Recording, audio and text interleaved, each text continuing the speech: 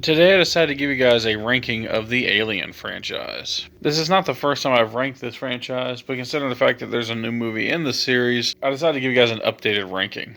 I put up a poll on whether or not I would include the Predator movies, and at least at the time I'm filming this, the no Predator films should be included was winning the poll. I will still include the AVP movies since they do feature the alien, but no Predator movies will be featured on the list. But at the end of this video, I will put a list up and show you where the Predator movies would have ranked had they been included. So without further ado, let's get started with my ranking of the Alien films from worst to best. Starting with AVP Requiem. Well, this is actually a pretty decent Predator film, showing one of the most badass Predators in the entire series. The movie doesn't really have much else going for it. It's really darkly lit, terrible characters, a really boring wooded setting, and just a normal podunk town. It just doesn't really work as an Alien or Predator film overall. I do, like I said, like the Predator in the movie, but there's nothing else I like about the film. Bad characters, bad dialogue, really crappy cinematography, and a bad story. The only upside is that it's rated R, and the previous entry was PG-13, but that somehow didn't stop this film from being the worst of both Predator and Alien films. Just a bad film all around that I only recommend if you're just curious, but otherwise avoid this turd. Up next is AVP-1. I do not hate Alien vs. Predator. I just think that it's kind of a what if movie. If you're younger, you might enjoy this film. I kind of liked it when I was a teenager, but when I got older, I just saw all the movies for what it was. It's just a big flawed mess. Bad acting throughout. The main character is kind of interesting. She's an okay little action heroine towards the end, but there's not much going for this film. It is neat that they brought Lance Henderson back as one of the Weyland ancestors. I kind of do like that. Nothing else about the film really screams awesome Alien or Predator film. It also makes no sense to combine two R-rated franchises that are very gory and violent and get a PG-13 movie. You can do a lot worse with an hour and 45 minutes, but don't expect anything great. Sadly, it's probably one of Paul W.S. Anderson's better films, though, but not one that I recommend outside of The Curious, much like its sequel. Up next, we have Alien Covenant.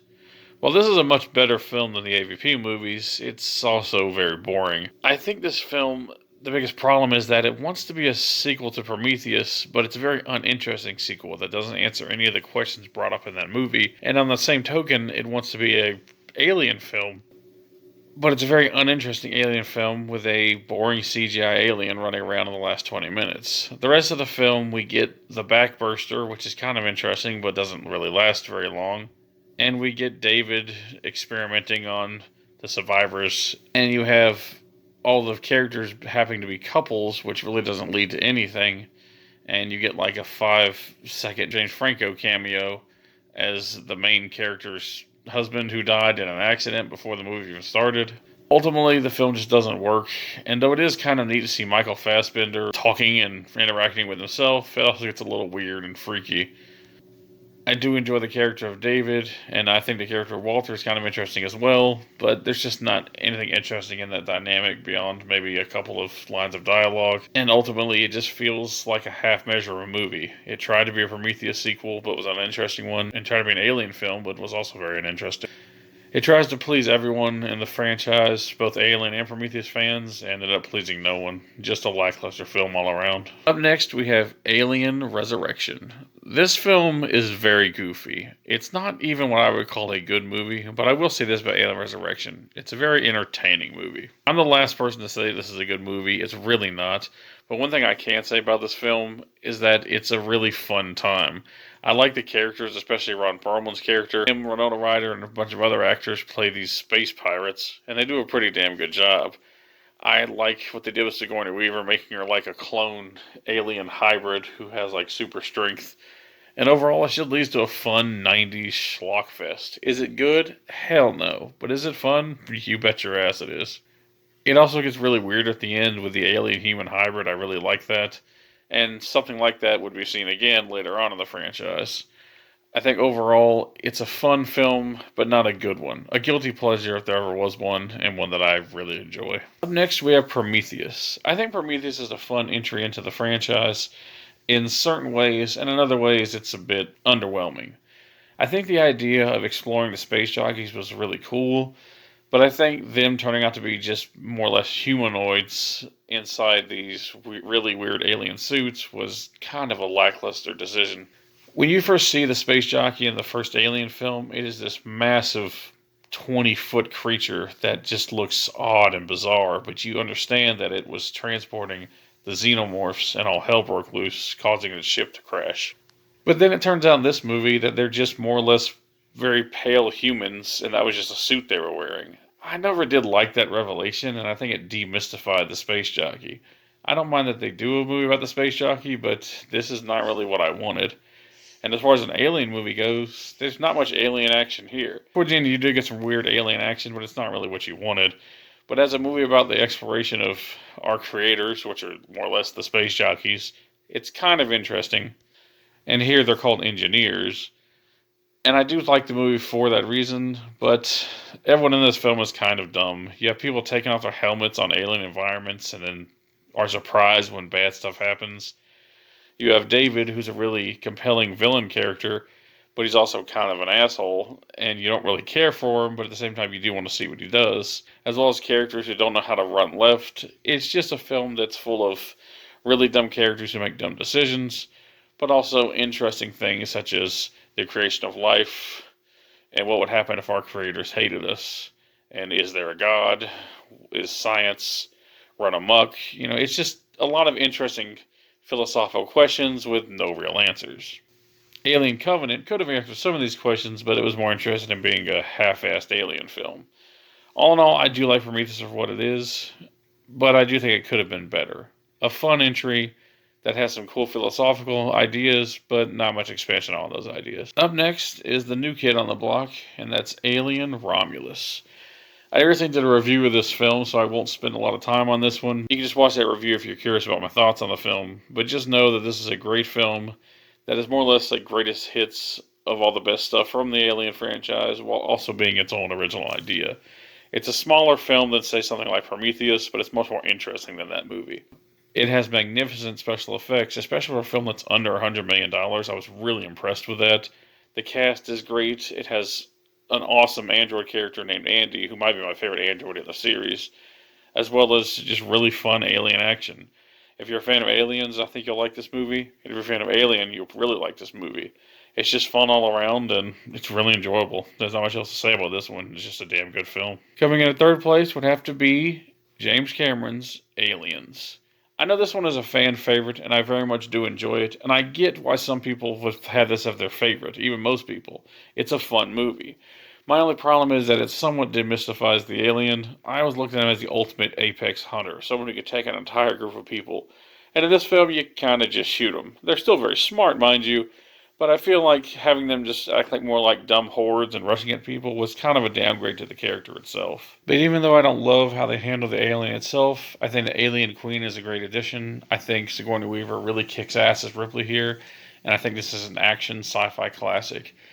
There's not much more I can say about this film other than the fact that it's just awesome, and you should check it out. Coming in at number 2, and probably controversially still, is Alien 3. This is the black sheep among the Alien franchise. People were really mad at this one because, spoiler alert, they killed off Newt and Hicks from Aliens at the beginning of this movie. But I honestly did not mind that.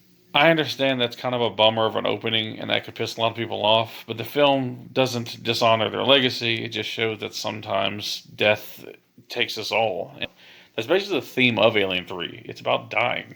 It's a depressing and morbid film, and I don't usually care for movies like that, but it's handled so well here.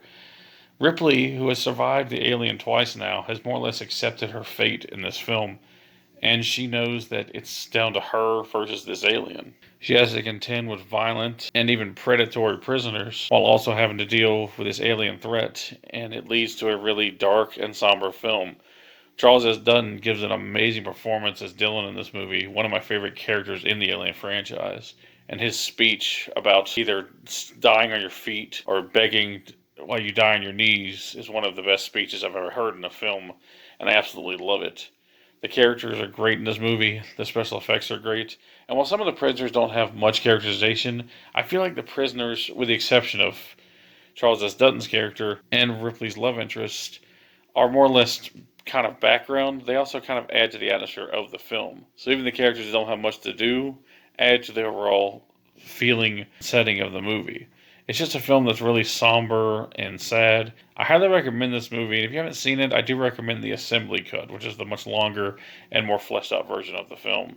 It's just a magnificent film that I think gets a lot of undue hate, and ultimately it is a great somber finale to the Alien trilogy. It probably should have all ended here, I feel, at least if we're talking the main series. It's a film that I've always loved, and hopefully it will become more popular in the coming years, and people will see it for the masterpiece that I see it as.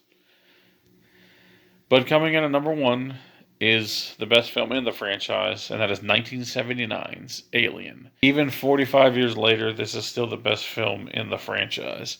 I absolutely love the original Alien. I think it is Ridley Scott's best movie. It is beautiful on a cinematography standpoint, great characters throughout the entire film.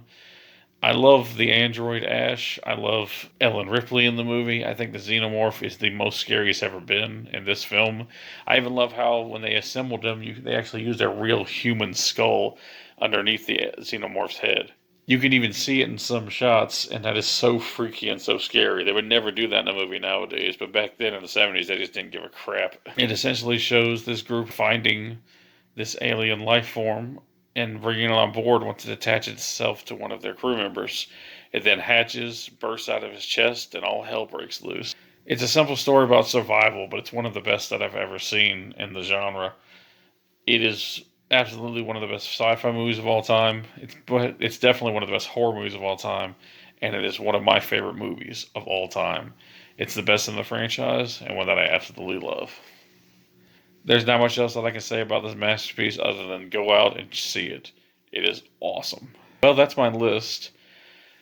If you like, you can leave your list down below. Here's how I'd rank the series if I included the Predator films. And other than that, there's not much else to say. It's just a great franchise and one that I really love. I thank you all for watching. Like I said, leave your list down below if you'd like, or just tell me your favorite of the franchise. And peace out.